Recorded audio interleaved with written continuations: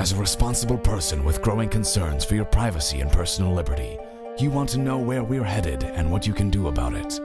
We ask the experts what you need to do to take prudent and responsible action to safeguard your family's wealth and well-being, and what basic first steps will help you to be aware and prepared. ReluctantPreppers.com. Does your family ever get exasperated with you for stockpiling such things as paper towels, bottled water, or toilet tissue? Well, they certainly can't object to you stockpiling money. Silver, the only money recognized by the U.S. Constitution, and your first 10-ounce bar of pure silver can be had at spot price with no premium by going to sdbullion.com/rp. And when you buy it that way, you'll be supporting Reluctant Preppers as well by going to sdbullion.com/rp. Thanks. Hey, Reluctant Preppers. If you haven't heard, we've already started our monthly 1-ounce U.S. Silver Eagle thank you gift to one active Patreon subscriber each month, signed by your host, Dunnigan Kaiser. And you don't want to miss out on that. Please help us grow by subscribing today at patreon.com/reluctantpreppers. Welcome back, Reluctant Preppers. We have one of your favorite returning guests here today. Mike Rivero, founder and host of What Really Happened, is here with us on Reluctant Preppers. Mike, it's Wednesday, October 17, 2018, and we're delighted to have you back on our show. Well, thank you for having me again. It's always fun. One of the most popular things we do when we do have you on is to field viewers' questions. I feel like I'm an automatic pitching machine, and you're just knocking them out of the park, which is always a lot of fun for our viewers. But before we get to viewers' questions, I thought we'd ask you if you could pose to us one or two concerns or issues that you think are very important, gravely important, that people are not likely to be hearing about fairly on the mainstream media sources. Well, first and foremost would be what's going on in all the conflict zones. There's a total blackout on the corporate media, what's been going on in Syria, and certainly what's going on in Yemen. And in many ways, I think the media has been using things like the Brett Kavanaugh confirmation as a distraction to try and steer people away from paying attention to what's going on in these various conflict areas, because horrible war crimes are being committed. The U.S. is basically complicit in all of this, and we're heading toward a potential great war with Russia and China, and that would be a bad day for everybody. The other thing is that I am sensing that the faction fight within the federal government is getting worse. It's now reached the point where conservatives are being physically attacked by liberals. There were 3 just today where a campaign manager in Nevada was manhandled by this liberal who, in this case, was arrested and charged with battery. But there's a lot of people getting sucker punched in restaurants and things like that. And I agree with Rand Paul. We're on a path that could easily lead to assassination. Mm-hmm. And some of those issues are being reported, but they're not being reported from a perspective that allows people to really form a balanced opinion about what's actually going on. And you're right, in the case of some of the conflict zones, we're simply not being told about what's going on. Well, the corporate media is trying to downplay the protests and the violence like we saw in Portland. A dictum has gone on out not to use the word mob, but simply describe these people as protesters.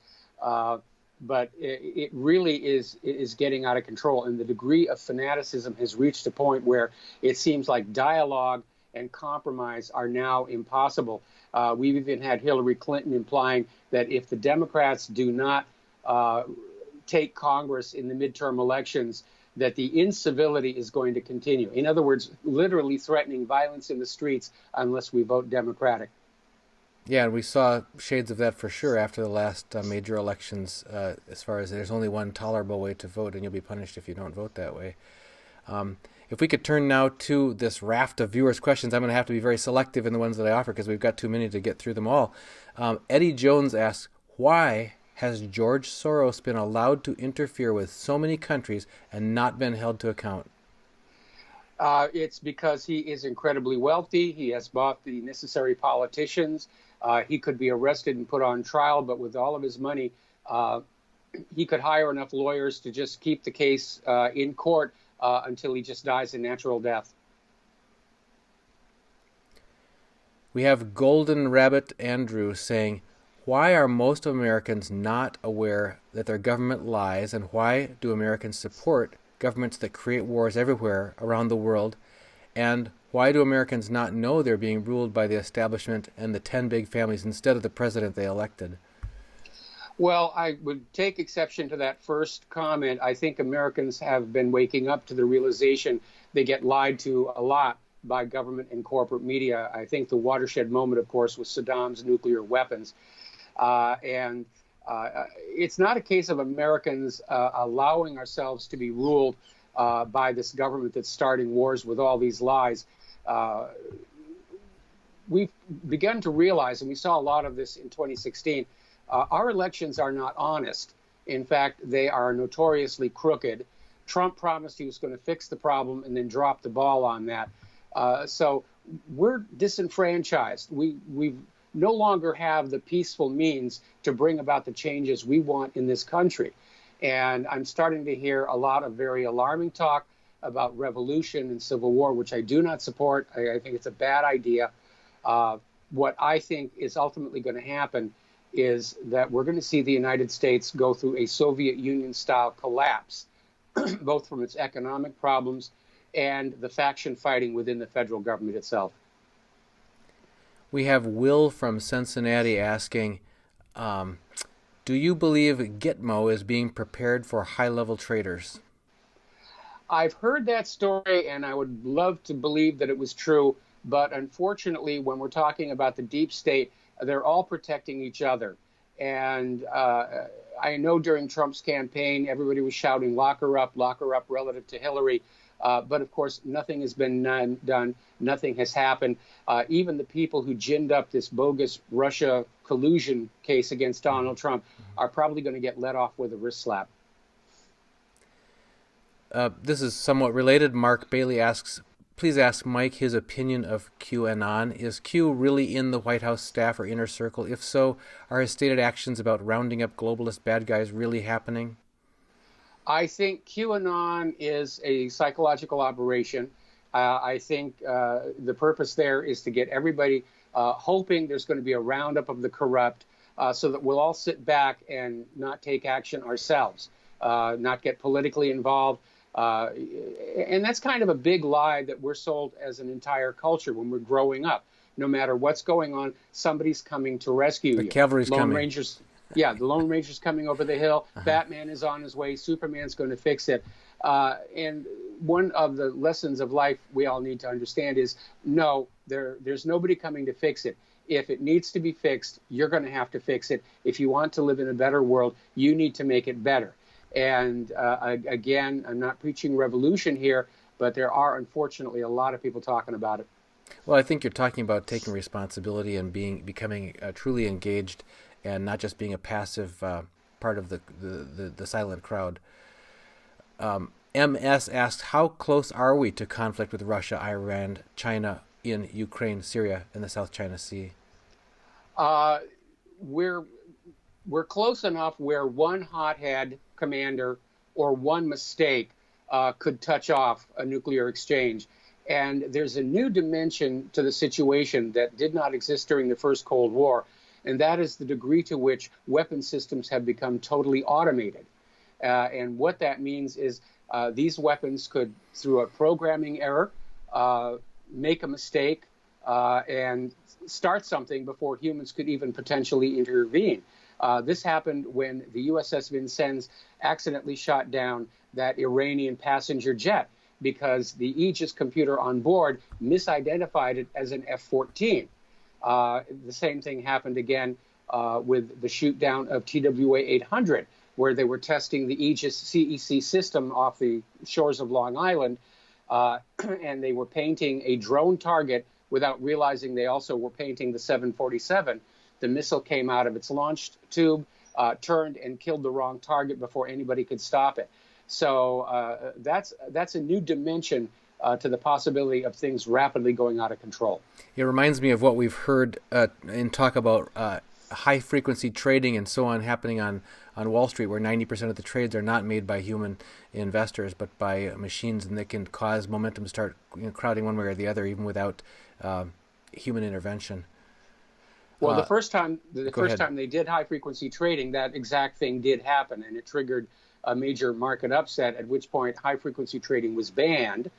Then Wall Street came on back and said, we think we fixed the bugs. And the government said, yeah, go back and use the high frequency trading. But the high frequency trading basically just siphons money out of the stock market. Ordinary human day traders working out of their offices and homes, they can't possibly compete with it.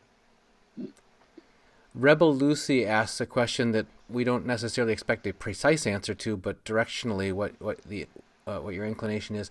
When will the U.S. dollar no longer be the, quote, world reserve currency, and what will replace it? Well, I don't think there'll be a global reserve currency because one is no longer needed. Back at the end of World War II, when the Bretton Woods Agreement was signed, it did make sense that there would be a single recognized global currency. Prior to World War II, it was the British pound sterling, and after World War II, it became the U.S. dollar. That was Roosevelt's price to Winston Churchill to bring the United States into the war. The U.S. dollar is slipping. More and more countries are refusing to use it. Venezuela has switched over to the euro. Russia is de-dollarizing right now. And I think we're already in a situation where the U.S. dollar is not the world's reserve currency, because now everybody talks, of course, about a basket of currencies, which include the yuan and the euro and the dollar and a couple of others as well. The U.S. dollar is still dominant, but that margin of dominance is shrinking every day. Now, this one, it won't hurt my feelings if you say you want to take a pass on this one. It's certainly controversial, but I'm going to go ahead and throw it out there. Bill W. asks, chemtrails or contrails? What are we looking at? Well, I would say contrails. And you need to remember that ever since the Internet started becoming a popular phenomenon, the government has been very much afraid of it because it was a peer-to-peer system where we could talk about things, including what the government was doing. And so the government basically mounted a propaganda campaign to make the Internet look kooky so that people would be discouraged from looking on the Internet for their news and go back to the controlled corporate media. And so they put out things like the Apollo moon landings were faked. And of course, that one's now been proven wrong because other spacecraft from countries have already imaged the Apollo landing sites. And yes, the hardware is there. And chemtrails is another one of the same thing, to basically try and make the Internet look silly. And they're always coming up with new ones. So that's basically my comments on that. Typo asks, Mike Rivers, you are terrific. I would love to know how you feel about Hawaii if SHTF. Good or bad location? Are average people in communities awake? A lot of people around here are awake. Claire and I talk to our friends and our neighbors. We talk to people we meet at the supermarket. Hawaii's both good and bad. Right now here in Hawaii, we are not seeing that kind of violence between liberals and conservatives that we're seeing on the mainland. So in that regard, we're feeling pretty much safe. On the other hand, if the U.S. really does get into a war with China, obviously that Navy base right outside my window is a first strike nuclear target, and we're a little concerned about that. So we've prepped as much as we can, storable food, water, all the usual stuff, radiation meters, anti-radiation pills. Although a nuclear strike on Pearl Harbor, probably we wouldn't survive the shockwave. You may or may not have been involved in this investigation at all. Freedom Slave asks, has Mike investigated these rumors of the super soldier program and the creation of genetically modified fighters as declared by the Syrian Prime Minister addressing the UN? We know that DARPA is always on the cutting edge of military development, and they start a lot of projects, most of which don't work out. But governments throughout history have always looked for ways to enhance their soldiers. Alexander the Great used to throw marijuana on the campfires of his soldiers the night before they would go into battle to get them all relaxed and mellow. Methamphetamine was actually invented as a battlefield drug because it made the soldiers faster, stronger, they could see in the dark better. So this sort of thing's been going on for a long time, and with advances into genetic engineering, it would seem inevitable to me that, yeah, they're looking at genetically engineering soldiers and starting to merge them with exoskeletons as well. Stan Farina asks, he says, what are the top geopolitical and economic conditions for China, Russia, and South American positions to neutralize American dominance? Again, the political positions are to stay out of the way of the U.S. Aggression, which is very hard to do these days. Basically, economics is going to determine what's going on. If you look at Vladimir Putin, he is really trying to avoid an escalation of the wars. He's basically brought the U.S. to a stalemate in Syria. He's not going to go any further than that, which is why the U.S. is now shifting up to Ukraine. I think what's going to happen ultimately is it's not just going to be those countries. I'm hearing indications from a lot of other countries that they are really sick and tired of being pushed around by the United States, and that as soon as they can dispose of the dollar, they intend to do so. They're sick and tired of the sanctions. They're sick and tired of being ordered to go along with sanctions, which are detrimental to their own economic interests. And I think what's happened is the United States is already in a position of no longer being seen as a world leader. And I think there's a big crash coming. I think a Soviet Union-style collapse is not too far off.